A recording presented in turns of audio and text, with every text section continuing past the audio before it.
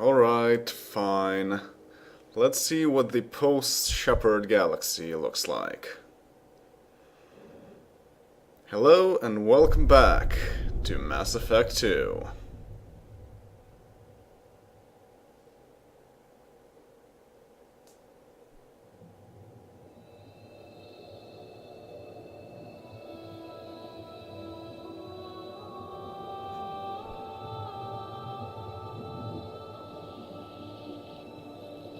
Commander Shepard has been recovered. The Lazarus project will proceed as planned.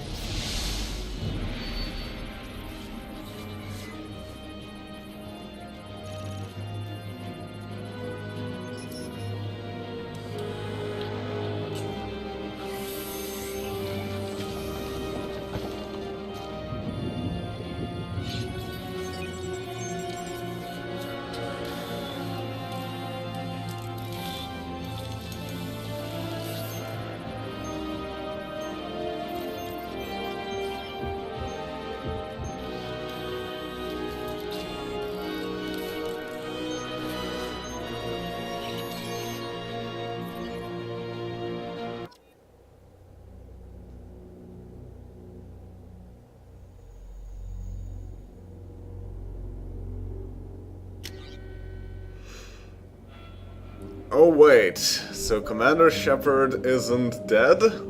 So what was the point of that intro? Well, I think I have one part of the answer here. You get to change your face. You can accept the imported face, or use the default appearance, or use the custom appearance. I guess one of the reasons why they did that is so you could justify why you changed the appearance. But still, that's pretty silly. Also, if you choose custom appearance, you start with someone completely different. And in fact, as far as I can tell, there's no way to reconstruct the default appearance. So the default Shepard is kind of unique, which is very strange to me. But of course, we will accept the imported face. I do like it. It has grown on me. You can see very strange lighting effects though. It looks like his hair is red, but it's actually just the lighting. It's black in fact. So yeah, I have no idea why they decided that, hey, maybe we should give the customization page lighting that is completely different from the rest of the game. Oh well. Let's just go. Okay, choose class enhancement procedure. So, we were a vanguard. Vanguards are outfitted with L5N implants, enabling them to perform a biotic charge that strikes the opponent with incredible force, while bringing the vanguard in close for short-range combat. Power training is biotic charge, pull, shockwave. Weapon training is shotgun, heavy pistols, submachine gun, and ammo training is incendiary and cryo. Vanguards are feared for their high-risk, high-reward combat style, closing quickly on enemies and destroying them at close range with weapons and biotic abilities. Yeah, another reason why I think they did the intro as they did is that they want to justify the bag of spilling, why we have completely different abilities than we had before. Also, I played this game, as you could see, 4 times already, and in fact, I played as a soldier, as an infiltrator, as a vanguard, and as an adept. I don't remember if I finished playing as an adept. So I don't want to play as a vanguard another time. So the only other options are sentinel and engineer. And from the two, engineer is of course full tech. Vanguard is partially combat, partially biotic, and Sentinel is partially biotic, partially tech. So this is closer to Vanguard, so I'm going to choose Sentinel. Sentinels are equipped with the most advanced ablation armor system to keep themselves safe. If overloaded, the system will stun all enemies within a short distance. Power training, tech armor, throw, warp, overload, cryoblast. Weapon training, heavy pistol, submachine gun. Sentinels are unique, bringing both tech and biotic abilities to the battlefield. While they lack the focus of adepts and engineers, they're versatile and can handle any situation. So basically what Kaiden was in the first game. And yes. Now, your achievements give you access to the following bonus powers. Select one. This is because of the achievements that I already have in this game. And these are all the powers that I can get. I thought about this for a while, and, well, you can't actually see what they do. But in any case, I will choose Dominate, and I will talk about that later. So, yes. John Dalton Shepard, Spacer, Sole Survivor, is now a Sentinel, and has the power to dominate. Apparently, the Lazarus Project didn't actually rebuild him exactly the same way. Maybe they misplaced some of John Dalton's dossiers with those of Isaac. Who knows. But let's go. Yes, confirm.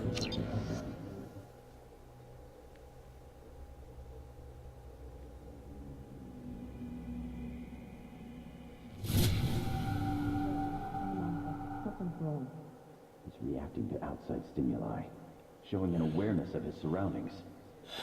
My God, Miranda, I think he's waking up. Damn it, Wilson, he's not ready yet. Give him the sedative. Shepard, don't try to move. Just lie still. Try to stay calm. Heart rate's still climbing. Brain activity is off the charts. Scout's pushing into the red zone. It's not working. Another dose. Now. Heart rate dropping. Stats falling back into normal range. That was too close. We almost lost him. I told you your estimates were off. Run the numbers again.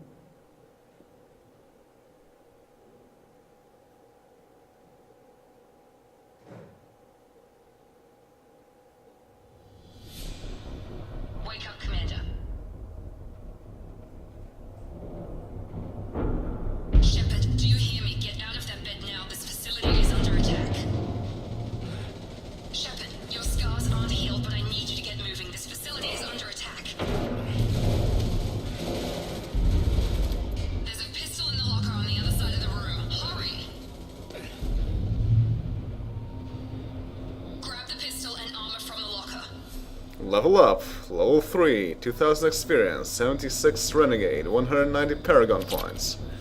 550 Platinum, Elven 0, Palladium, Iridium, and 330,000. Shepard, grab your weapon and armor. Yes, yes.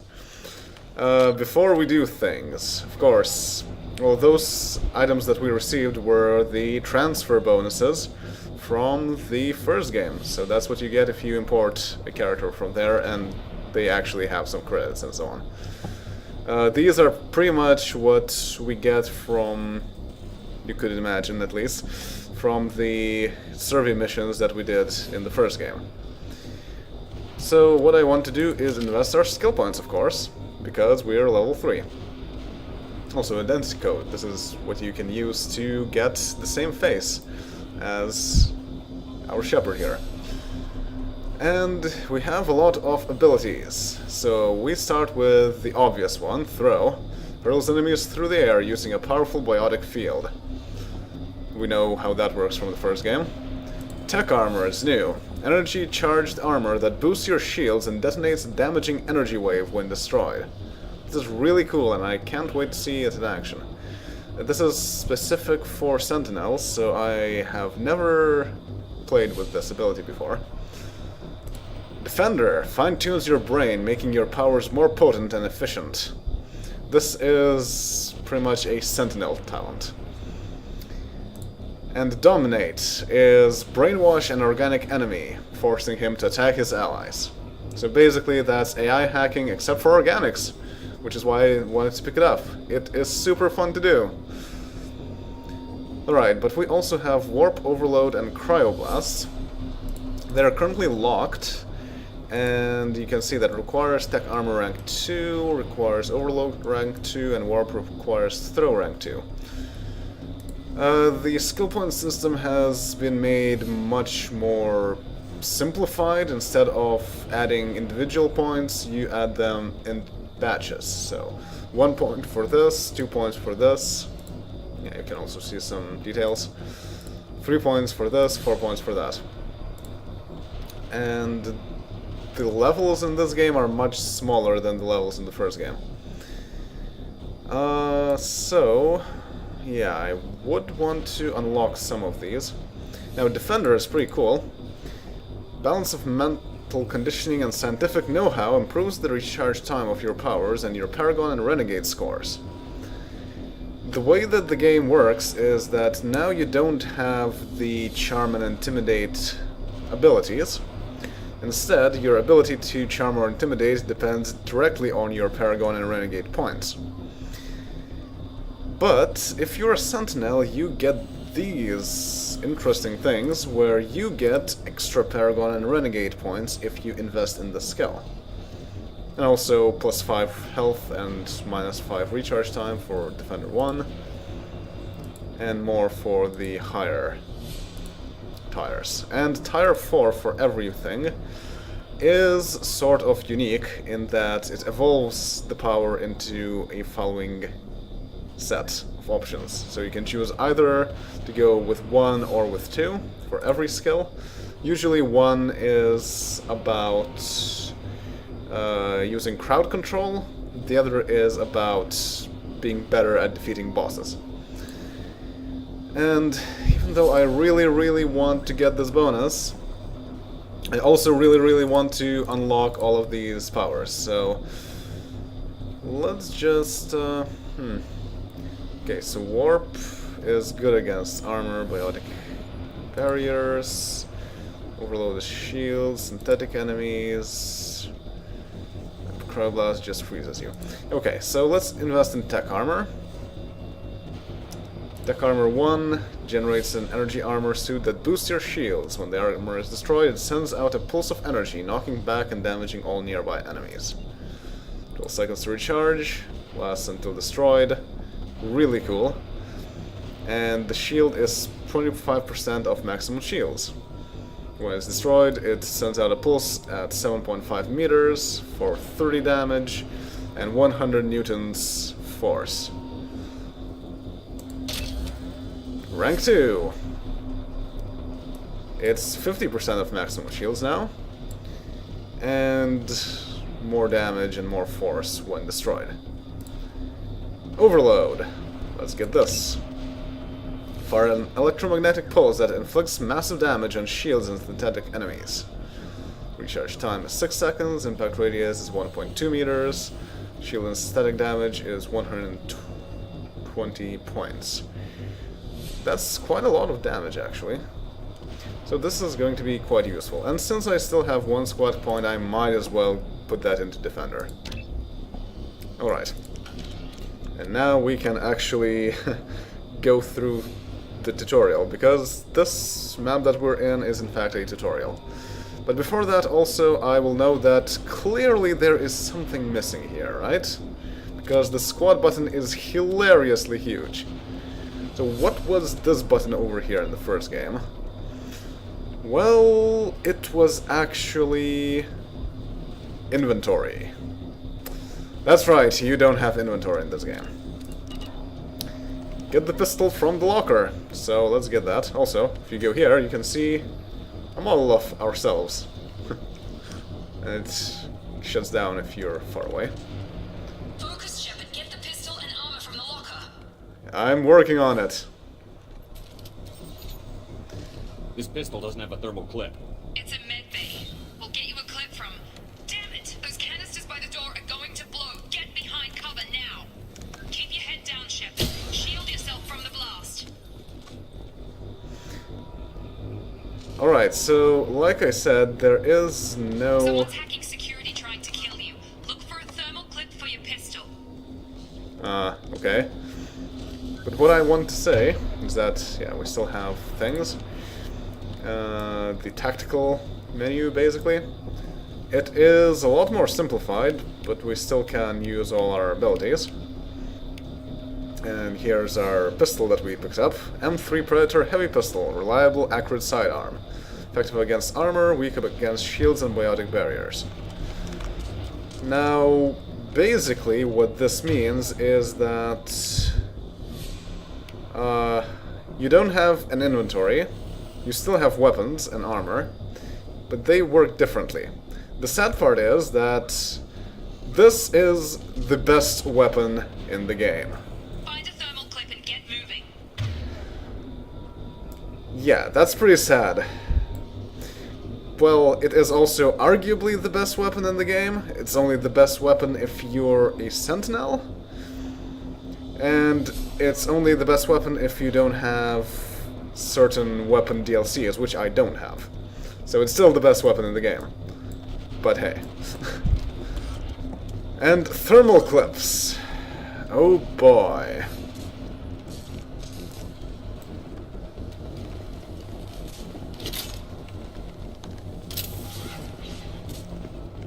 Looks like they set up a barricade to try holding the mechs off. So, what you can see on the HUD here, 1221. 12 is actually the clip size, and 21 Hold over the is... barricade and keep moving. 21 is exactly the number of bullets that we have. Let's go to the codex to read a bit more about this. Okay, so there's weapons, armor, and equipment. They basically, in the codex, they give you all the codex entries that you got from the first game, so I'm not going to go through them once again. But I will go through the codex entries that were updated for this game.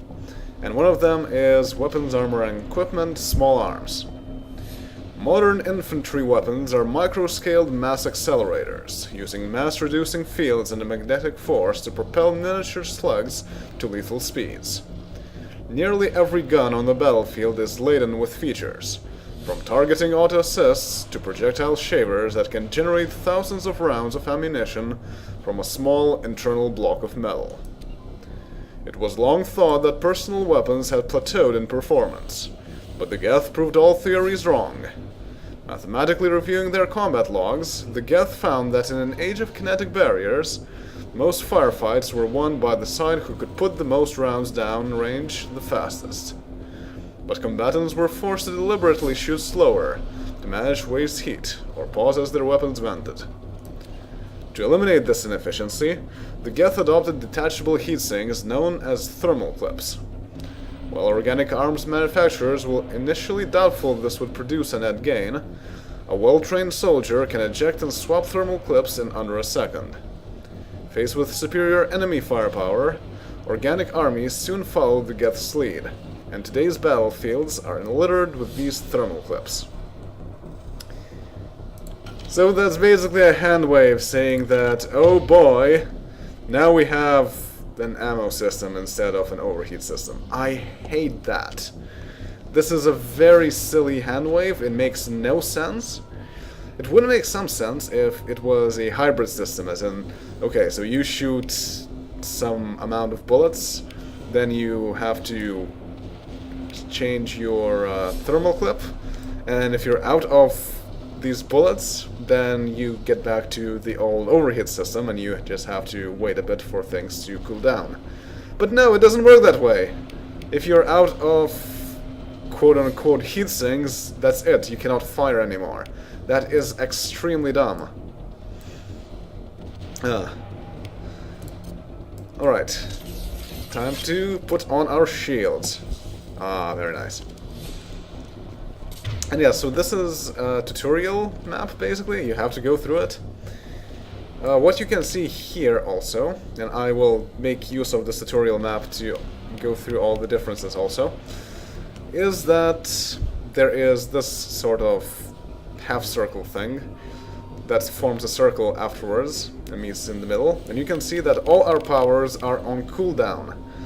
This game has a shared cooldown, which means that you cannot use any of the other powers until whatever you did cools down. Which is actually pretty silly. I also don't like that.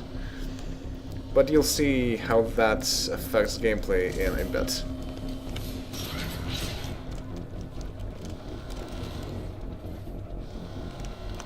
Look out!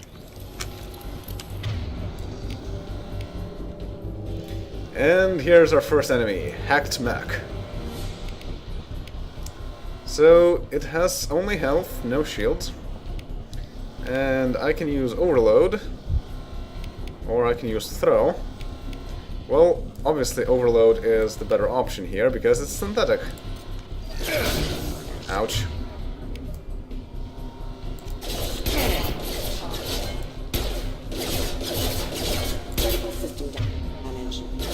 What?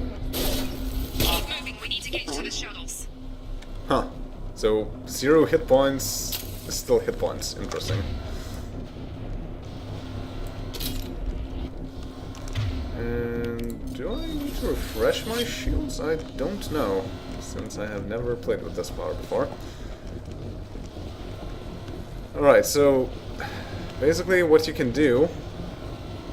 Oh yeah, I'll just explain that a bit later, once we get to more enemies. You can sprint in this game, just like in the first game, but you don't get an indicator, though you can sprint more often and further.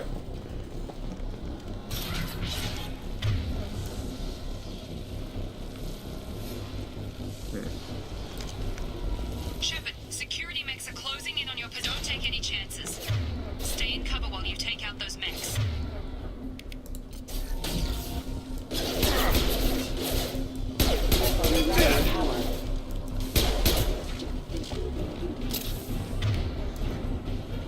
And this thing shows our shields.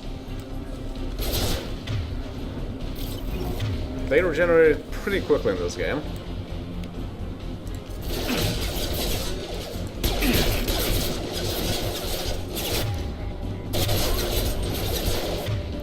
Effectively, this allows me to just spam these powers of ours pretty much indefinitely.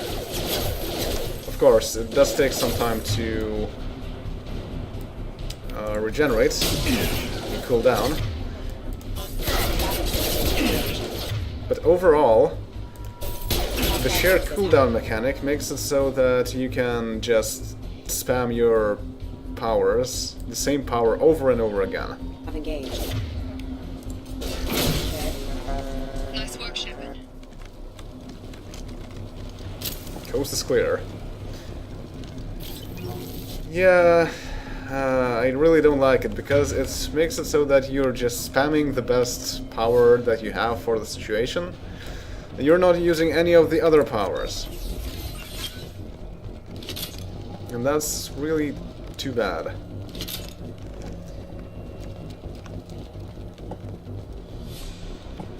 Alright, I don't think there's anything here, but let's just take a look a bit. In this game, you also have hacking and so on. And it's important not to miss things. It looks like there's nothing here. So let's move. Oh, hello there. Don't waste time. I can't keep the mechs distracted for long. Alright, fine. Oh, grenade launcher. More reinforcements heading your way. Grab the grenade launcher off the security officer's body. Here come the mechs. Use the grenade launcher to take them out. And yes, another new thing. You have heavy weapons, and the grenade launcher is one of them. Not entirely certain why it's called a grenade launcher, because it's more like a rocket launcher. But They've okay. seen it.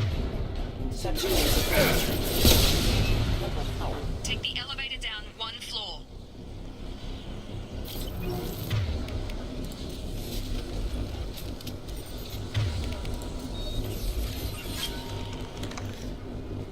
Okay, it looks like there's nothing else here. Thermal clips don't work for heavy weapons. You actually have to get heavy weapon ammo for them.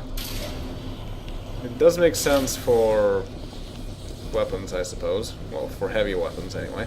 Can I go back up? No, doesn't look like it. Hurry, And get to the door. Run. storm through the fire! You're doing great, Shep. Head to the next room and I'll try to meet you. Shepard, read me. I've got mechs closing in on my position. Okay. I'm not Not sure how that is my problem, but okay. I can see also enemies on the radar. It's only up when you're in the tactical menu, though. Right, so what am I doing? Oh, there's stuff. I want stuff. Hello there. What are you doing?